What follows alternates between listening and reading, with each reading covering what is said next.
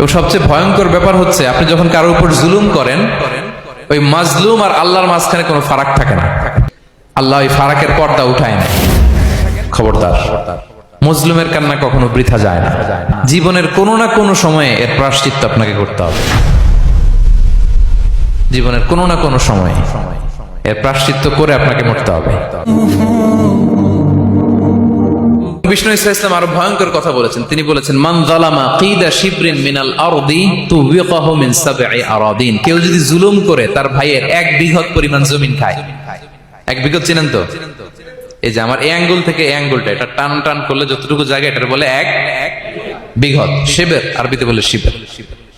হ্যাঁ, মান যালামা কিদা শিবর। বিষ্ণু বলেন এই 1 শিবর, 1 বিঘত জমি যদি কেউ অন্যায়ভাবে জুলুম করে তার ভাইয়ের কাছ থেকে খায়, কিয়ামতের দিন তুবিকা আলাইহি সাবউ আরাদিন, এই 7 জমিনকে আল্লাহ তাআলা তার ঘাড়ে চাপাবে, খায়।